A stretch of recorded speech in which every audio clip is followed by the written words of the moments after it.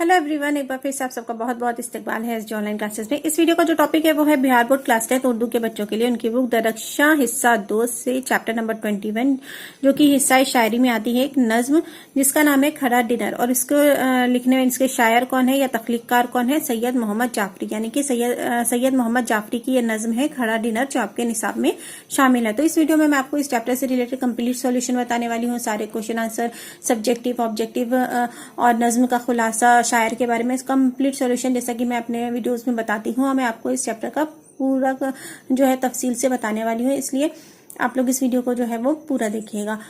तो आइए स्टार्ट करते हैं वीडियो को। वीडियो स्टार्ट करने से पहले एक छोटी सी रिक्वेस्ट है कि अगर वीडियो अच्छा लगता हो तो लाइक कीजिए, चैनल को सब्सक्राइब कीजिए और साथ ही साथ बेल आइकन को दबाना मत भूलिएगा।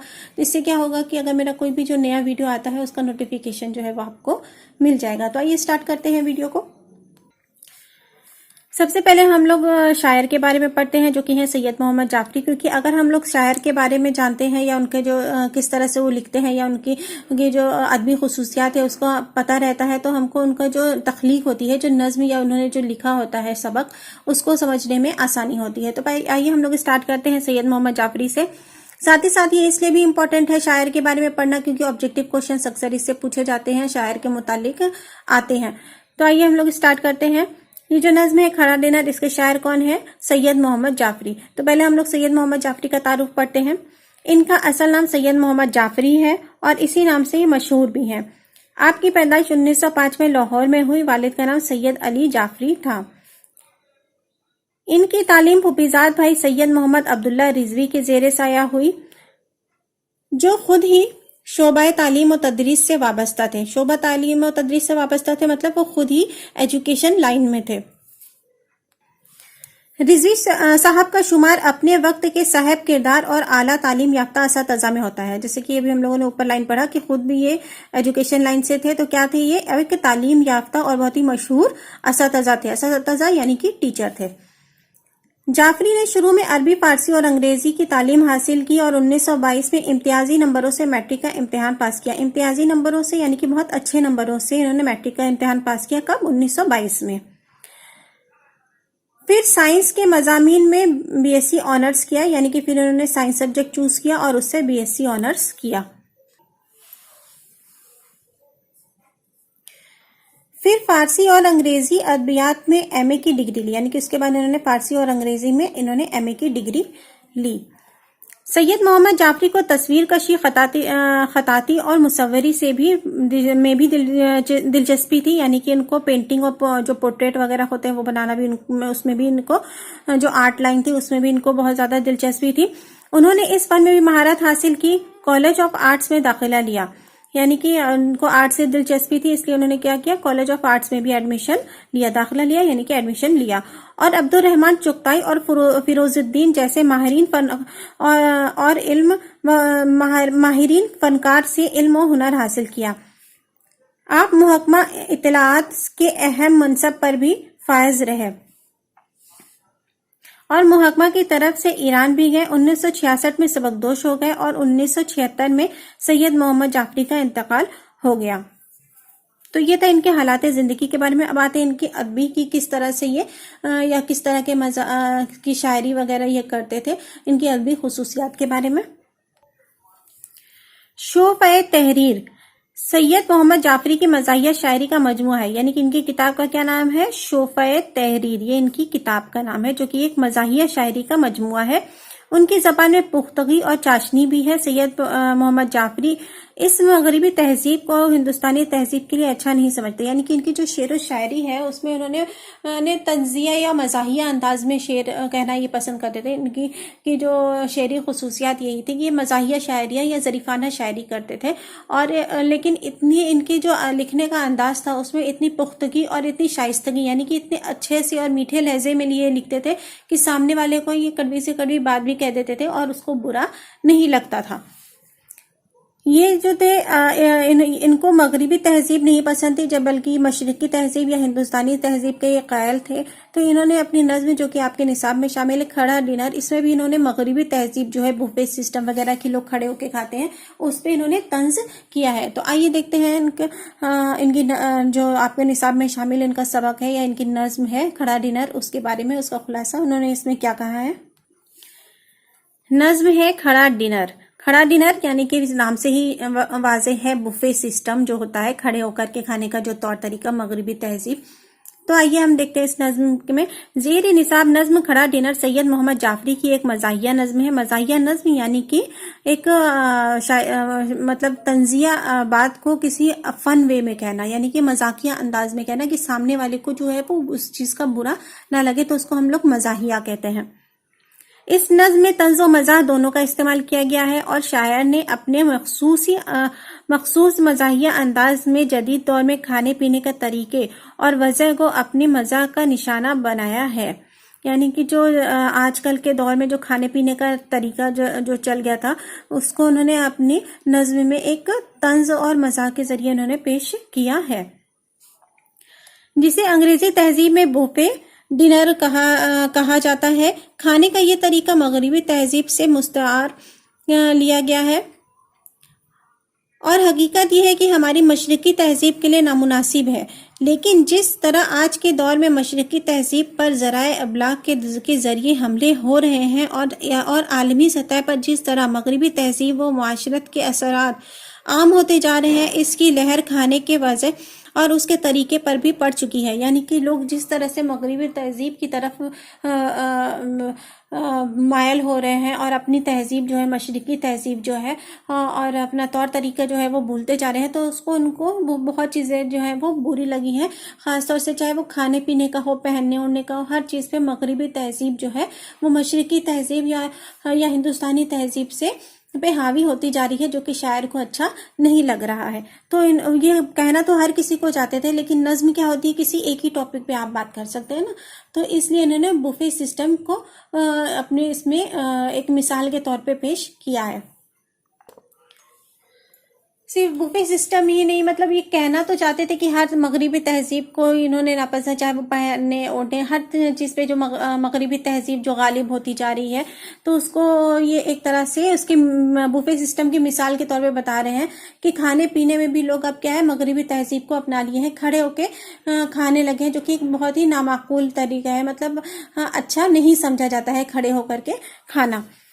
چنانچہ آج بوفے ڈنر کا طریقہ بھی ہمارے یہاں عام ہو چکا ہے۔ شاعر کھانے کے اس انگریزی طریقے کو پسندیدہ نظروں سے نہیں دیکھتے ہیں۔ انہوں نے کھڑا ڈنر کے عنوان سے نظم لکھ کر اس کا مذاق اڑایا ہے۔ 5 بندوں یعنی کہ 5 جو مصرعوں کی 5 بندوں کی اس نظم میں انہوں نے بوفے ڈنر میں مصروف شرح کی مختلف تصویریں پیش کی ہیں اور مزاحیہ انداز میں انگریزی تہذیب کے طریقے طعام کا مذمت کیا ہے۔ یعنی کہ ایک مزاحیہ طریقے میں انہوں نے جو بوفے سسٹم کے طریقے سے جو کھانے کا جو ڈھنگ ہوتا ہے، اس کو انہوں نے ایک مزاحیہ ایک فنی وے میں ایک اس پہ طنز کرنے کی کوشش کی ہے یا کیا ہے۔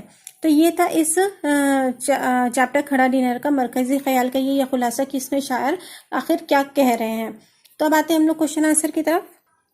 سب سے پہلے جو آپ کی بک میں معروضی سوالات یعنی کہ جو آبجیکٹیو کوشچن MCQ دیے گئے ہیں وہ ہیں، پہلا ہے سید محمد جعفری کی سنہ پیدائش کیا ہے، یعنی کہ وہ کب پیدا ہوئے، آنسر ہے اس کا 1905 میں۔ اگلا سوال ہے سید محمد جعفری کے والد کا نام کیا ہے، آنسر ہے اس کا سید محمد علی جعفری۔ نیکسٹ کوشچن، سید محمد جعفری کہاں پیدا ہوئے، آنسر ہے اس کا لاہور۔ اگلا سوال، سید محمد جعفری کے مجموعے کا کیا نام ہے، آنسر ہے اس کا شوق تحریر۔ اگلا سوال ہے درج ذیل شعرا میں مزاح کے شاعر کون ہے، آنسر ہے اس کا دلاور فغار۔ آپ کی بک میں 4 آپشن دیے گئے ہیں، جو کریکٹ آنسر ہے میں نے اسی کو مینشن کیا ہے۔ پھر اب آتے ہیں نیکسٹ سبجیکٹیو جو شارٹ کوشچنس ہوتے ہیں اس کی طرف۔ پہلا کوشچن ہے اس نظم کا تعلق کس صنف شاعری سے ہے، آنسر ہے اس کا زیر نصاب نظم کھڑا ڈنر کا فکری لحاظ سے ایک مزاحیہ نظم ہے، یعنی کہ اگر ہم اس کو دیکھیں، اس کو پڑھیں اور سوچیں، فکری یعنی کہ سوچیں، تو یہ ایک مزاحیہ ایک طنز و مزاح سے بھری ہوئی نظم ہے، اس لیے صنفی لحاظ سے یہ ایک مزاحیہ نظم کے زمرے میں آتی ہے، یعنی کہ ایک مزاحیہ نظم کہی کہہ سکتے ہیں اس کو یا کہتے ہیں۔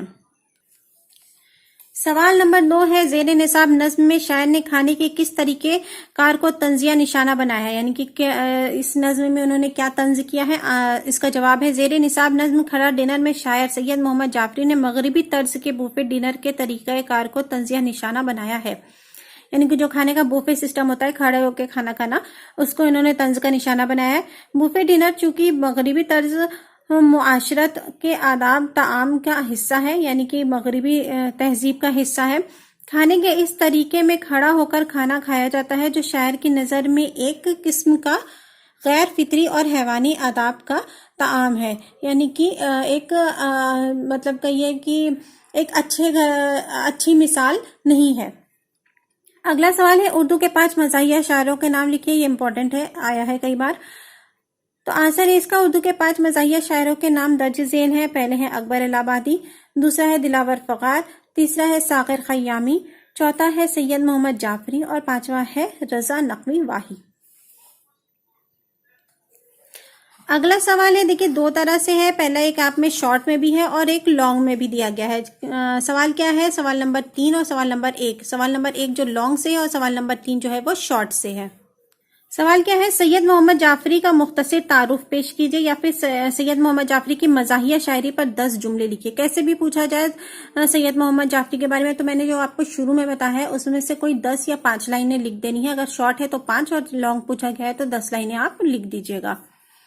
یاد ہے جو لاسٹ والا پیرا تھا وہ اس میں کوشچن نمبر 2 جو ہے سید محمد جعفری کا مزاحیہ شاعری پر 10 جملے، اس میں وہ لاسٹ پیرا ضرور لکھیے گا، وہ جو لاسٹ کی 3 لائنیں تھی وہ اس کوشچن کے لیے بہت امپورٹنٹ ہے۔ نیکسٹ کوشچن ہے آپ کے میں، اردو کی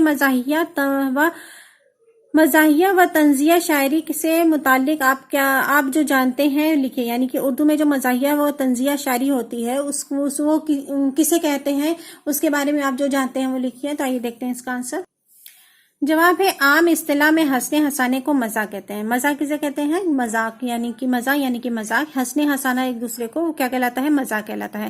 اسے ظرافت بھی کہتے ہیں۔ ظرافت، مزاح اور طنزیہ الگ سے کوئی ادب کے صنف نہیں ہے، بلکہ ادب کے تمام اصناف میں ضرورت کے مطابق طنز و مزاح کا استعمال کیا جاتا ہے۔ مزاح اور ظرافت کا استعمال بنیادی طور پر ہنسنے ہنسانے کے لیے کیا جاتا ہے، یعنی اپنی باتوں کو لوگوں کے سامنے اس انداز میں پیش کرنا کہ پڑھنے والا بے ساختہ ہنسی آ جائے۔ مزاح کی خصوصیات یہ ہے کہ وہ طنز کی تلخی کو کم کر دیتا ہے، یعنی کہ اگر آپ طنز کسی پہ کرنا چاہ رہے ہیں اور اگر اس میں آپ ہنسی مذاق ملا کے کر رہے تو اس کی جو کڑواہٹ ہوتی ہے وہ کم ہو جاتی ہے۔ کسی کی برائی کو ادبی انداز میں نشانہ بنانا کہ سامنے والے کو برا نہ لگے، یہی نشانہ اگر سیدھے سادے انداز میں کہا جائے تو وہ طنز ہے، اور اگر مزاح کے ساتھ ہنستے ہنستے کہا جائے تو وہ ظرافت ہے۔ کسی تحریر میں صرف طنز ہو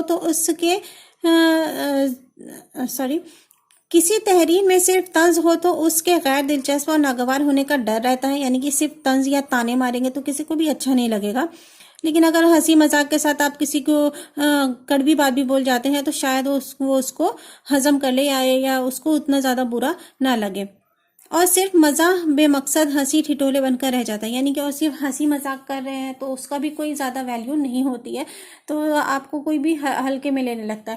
تو بات ایسی کیجئے جو کہ سٹیک ہو اور تھوڑی کڑوی بھی ہو لیکن اچھے وے میں کی جائے، تو وہی کیا کہلاتا ہے؟ ظرافت کہلاتا ہے، یعنی کہ مزاحیہ شاعری کہلاتا ہے۔ تو یہ تھا اس کوشچن کا آنسر۔ اگر آپ چاہیں تو اس کو 2 لائن میں بھی سمجھا سکتے ہیں کہ اگر کسی بات کو بھی اس طرح سے کہنا، کسی طنز کو اس طرح سے اس کو ہنستے کہ لوگ ہنسنے پر مجبور ہو جائیں، تو وہی کیا کہلاتا ہے؟ ظریفانہ شاعری یا طنز و مزاح کی شاعری کہلاتا ہے، یعنی کہ آپ کی کوئی بھی کڑوی سے کڑوی بات کہہ جائے اور سامنے والے کو برا نہ لگے، چاشنی میں لپیٹ کر کے آپ وہ چیز کے سامنے والے کو سرو کریں۔ اگلا سوال ایک آپ کی بک میں دیا گیا ہے، وہ ہے اس میں معرفہ اور اس میں نکرہ کی تعریف کیجیے اور مثال دیجیے۔ تو اس میں معرفہ کسے کہتے ہیں؟ اس میں معرفہ وہ اس میں ہے، یعنی پراپر ناؤن، وہ اس میں ہے جو کسی خاص آدمی یا جگہ یا چیز کے نام کو ہم کیا کہتے ہیں؟ اس میں معرفہ کہتے ہیں، کسی خاص آدمی، جگہ یا چیز کے نام کو، جیسے احمد، دہلی، ہمالیہ وغیرہ۔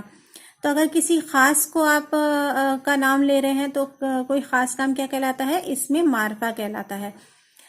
और इसमें नकरा किसे कहते हैं हम? इसमें नकरा किसे कहते हैं? वो इसम है जो किसी खास चीज के लिए ना बोला जाए बल्कि इसका इत्तलाक अपने किस्म की हर पर यकसा हो, यानी एक ही किस्म के तमाम अफराद या चीजें समझाई जाएं, जैसे कलम, किताब, दरिया, शहर, आदमी वगैरह। कॉमन नाउन यानी कि ऐसा वर्ड जो किसी खास के लिए ना हो बल्कि वो हर आम के लिए यूज किया जाए, वो क्या कहलाता है? इसमें नकरा कहलाता है। अब आप एक कॉमन से एग्जाम्पल से समझिए। जैसे कि अगर हम कहें वो एक लड़का है या ये लड़के हैं, तो लड़का क्या होगा? इसमें नकरा हो जाएगा, क्योंकि लड़का कोई भी लड़का हो सकता है। लेकिन अगर मैं कहूँ ये अहमद है, तो ये कोई खास हो गया, तो वो क्या हो गया? इसमें मारफा हो गया। अगर हम लड़का कह रहे हैं तो वो इसमें नकरा क्या हुआ, और अगर हम अहमद का नाम लेंगे तो क्या हो जाएगा? इसमें मारफा हो जाएगा। जैसे अगर हम कह दें कि ये कलम मेरी है, तो कलम क्या हुआ? इसमें नकरा। कोई भी कॉमन सी पेन हो सकती है, कोई भी कलम हो। लेकिन अगर हम कहें ये रेनॉल्ड की पेन मेरी है, तो रेनॉल्ड की पेन अगर मैंने बोल दिया तो क्या हो गया? ये इसमें मारफा हो गया, यानी कि वो खास पेन हो गई, रेनॉल्ड उसका नाम हो गया। तो यही है इसमें नकरा और इसमें मारफा की तारीफ। अगर आपको इसमें के बारे में अगर डिटेल से पढ़ना है तो मेरा एक वीडियो है इसमें और इसमें की तारीफ, जो कि आप प्लेलिस्ट में जाके उर्दू ग्रामर में आप चेक कर सकते हैं। तो ये था इस चैप्टर का कंप्लीट सोल्यूशन। आई होप आपको कोई प्रॉब्लम नहीं होगी। अगर किसी तरह की कोई दिक्कत आती है तो प्लीज़ मुझे कमेंट सेक्शन में जाके बताएं।